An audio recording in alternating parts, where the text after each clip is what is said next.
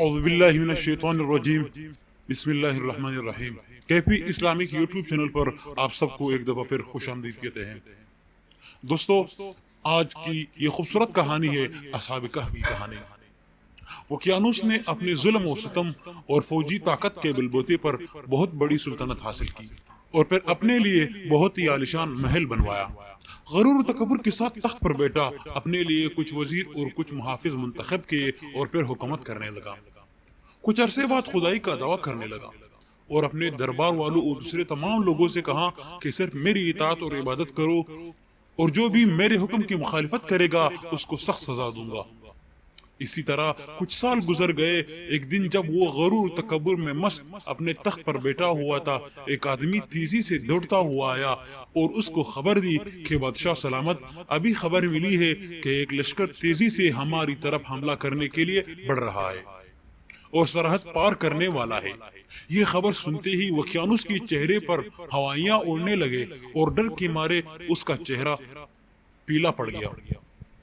یہ دیکھ کر اس کا وزیر اور دربار والے بھی تعجب میں پڑ گئے کہ ابھی تو اس کو خدائی کا دعویٰ تھا، اب کیا ہو گیا اس کو؟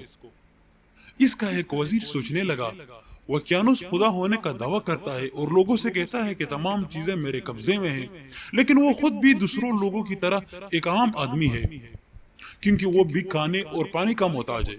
کبھی خوش ہوتا ہے اور کبھی ڈرتا ہے، کبھی جاگتا ہے اور کبھی سو جاتا ہے۔ یہ سب کام تو خدا کے نہیں ہو سکتے اور یہ صفات خدا کے لیے نامناسب ہے۔ کچھ دن بعد اس کے دوسرے دوست اس سے ملنے اس کے گھر آئے اور وقیانوس کے خدا ہونے کے سلسلے میں باتیں ہونے لگے۔ تو وزیر نے اپنے دوستوں سے کہا، دوستوں، بہت دنوں سے میں اپنے اندر ایک تبدیلی محسوس کر رہا ہوں، گویا میرا بیدار ضمیر مجھ سے باتیں کر رہا ہے، یا میری فطرت مجھے نور اور روشنی کی طرف لے جا رہی ہے۔ اس حالت نے میرے اوپر اتنا اثر کیا ہے کہ نہ کچھ کھایا جاتا اور نہ ہی مجھے نیند آتی ہے، آخر یہ کیا ہو گیا ہے؟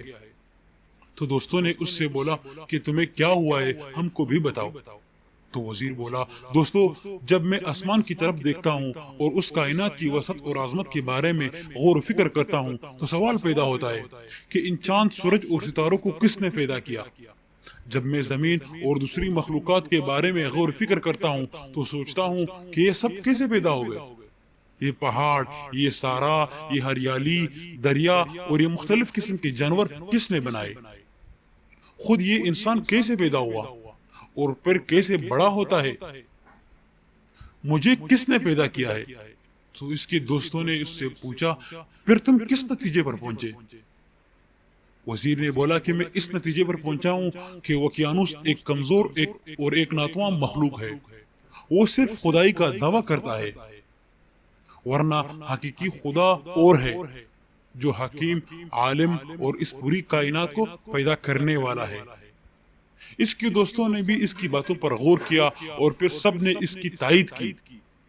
تب انہوں نے طے کیا کہ وقیانوس کی شر سے بچنے کے لیے ہمیں اس شہر سے نکلنا ہوگا، اور آخرکار پورے ارادے کے ساتھ شہر سے باہر نکلے اور ایک بیابان کی طرف چل دیے۔ راستے میں ان کو ایک چرواہا ملا، انہوں نے کچھ دیر اس کے پاس آرام کیا اور اس سے باتیں کرنے لگے۔ پھر جب وہ چلنے لگے تو وہ بھی ان کے ساتھ ہو گیا۔ چرواہے کے ساتھ ایک کتا بھی تھا۔ انہوں نے کہا، اس کتے کو اپنے ساتھ کیوں لا رہے ہو؟ وہ ہمارے لیے خطرہ پیدا کر سکتا ہے اور اس کے ذریعے دشمن ہم سے باخبر ہو سکتا ہے۔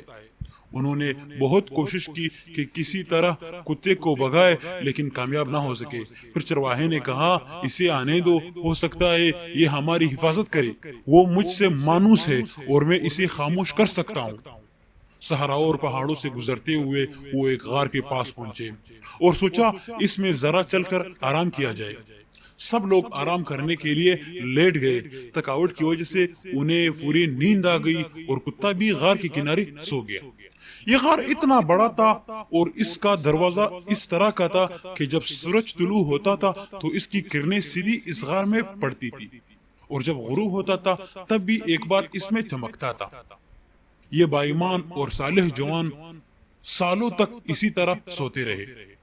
جب بیدار ہوئے، دوبارہ زندہ ہوئے تو سورج ڈوب رہا تھا، لہٰذا وہ یہ سوچ رہے تھے کہ ہم فقط ایک دن سوئے ہیں۔ پھر ایک دوسرے سے پوچھنے لگے ہم کتنا سوئے ہیں؟ صرف ایک دن بلکہ اس سے کم بھی ہو سکتے ہیں۔ وہ بھوکے تھے اور انہیں کھانے کی ضرورت تھی، لہٰذا طیف آیا کہ ان میں سے ایک شخص بہت ہی احتیاط سے شہر جائے اور کھانے کے لیے کچھ لے آئے۔ ان میں سے ایک تیار ہو کر باہر چلا گیا۔ جب باہر آیا تو کیا دیکھا کہ باہر کا پورا منظر بدل چکا ہے۔ پہاڑوں پر چند سوکھے پیڑ دکھائی دے رہے ہیں اور کچھ نہیں ہے۔ جس راستے سے وہ آئے تھے وہ بھی اسے عجیب سا لگا، اور شہر تو بالکل بدل چکا تھا۔ اسے بہت تعجب ہو رہا تھا اور کچھ سمجھ میں نہیں آ رہا تھا کہ آخر کیا ہو گیا ہے اس کو۔ روٹی کی دکان پر گیا، چند روٹیاں اٹھائے اور دکاندار کو وہ پیسے جو اپنے ساتھ لایا تھا وہ دے دیا۔ دکاندار بولا ارے یہ پیسے تو بہت پرانے ہیں، آج کے زمانے میں یہ نہیں چلتے، تمہیں ضرور کوئی خزانہ ملا ہے۔ تو اس نے بولا کیا کہہ رہے ہو، یہ پیسے تو میں چند دن پہلے اسی شہر سے لے کر گیا ہوں۔ دکاندار نے بولا تم جھوٹ بول رہے ہو، تمہیں ضرور کوئی خزانہ ملا ہے اور تم اسے چھپا رہے ہو۔ ایک بھیڑ اکٹھی ہو گئی اور خبر جنگل کی آگ کی طرح پھیلتی گئی، یہاں تک کہ بادشاہ کے کانوں تک پہنچی۔ اسے بادشاہ کے دربار میں حاضر کیا گیا تاکہ اس سے پوچھ تاچھ کی جائے۔ تو جب حاضر کیا، بادشاہ نے اس سے سوال کیا کیا تمہیں کوئی خزانہ ملا ہے؟ تو اس نے جواب دیا نہیں، مجھے کوئی خزانہ نہیں ملا ہے۔ میں جب اس شہر سے نکلا تو لوگ مجبور تھے کہ وقیانوس کی عبادت اور پرستش کرے، اور جب واپس اس شہر میں آیا ہوں تو سب کچھ بدلا ہوا نظر آ رہا ہے۔ بادشاہ نے کہا یہ کہانی شاید تم اس لیے سنا رہے ہو تاکہ تم ہم کو بیوقوف بنائے۔ تمہیں معلوم ہے کہ ہمارے پیغمبر جناب عیسیٰ علیہ السلام نے فرمایا ہے کہ اگر کسی کو خزانہ ملے تو اس کا 5واں حصہ اس سے لیا جائے گا اور باقی اسی کے حوالے کیا جائے گا۔ تو اس نے واپس جواب دیا آخر آپ لوگ میری بات کیوں نہیں مان رہے؟ میں اسی شہر کا رہنے والا ہوں اور جو کچھ کہہ رہا ہوں حقیقت ہے۔ تو بادشاہ نے پوچھا کیا اس شہر میں تمہارا گھر بھی ہے؟ تو اس نے واپس جواب دیا ہاں ہے، آئیے میں آپ کو اپنا گھر دکھاتا ہوں۔ بادشاہ اور کچھ دوسرے لوگ اس کے ساتھ گئے تاکہ دیکھے کہ کیا صحیح ہے اور کیا غلط ہے۔ تو جب وہ گھر کی طرف گئے تو اس نے بولا کہ یہ میرا گھر ہے۔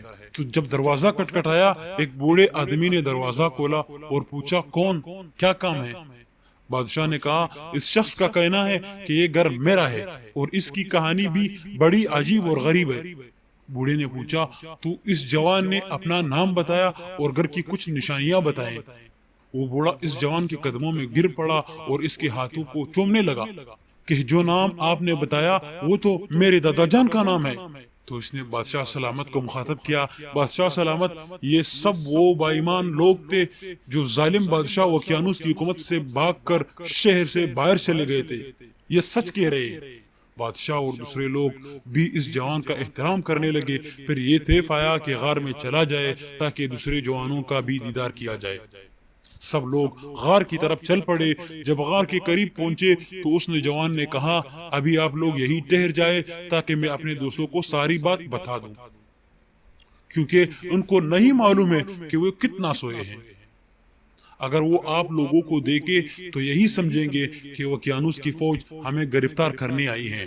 تو وہ دوستوں کے پاس گیا اور کہا دوستو کیا آپ جانتے ہو کہ ہم کتنا سوئے ہیں؟ تو اس کے دوستوں نے بولا بتا تو دیا کہ ایک دن بلکہ اس سے بھی ہم لوگ کم سوئے ہیں۔ تو اس نے جواب دیا نہیں دوستو، بلکہ ہم 309 سال تک سوئے ہیں۔ وقیانوس بہت سالوں پہلے مر چکا ہے اور اس کے بعد خدا نے ایک پیغمبر بھیجا ہے جس کا نام عیسیٰ علیہ السلام ابن مریم ہے۔ خدا کے حکم سے وہ بھی اب آسمان پر چلے گئے ہیں اور اس وقت کا بادشاہ اور لوگ سب اسی پیغمبر کے ماننے والے ہیں اور سب لوگ آپ کے دیدار کے منتظر ہیں۔ اس کے دوست تعجب سے اس کی باتیں سن رہے تھے۔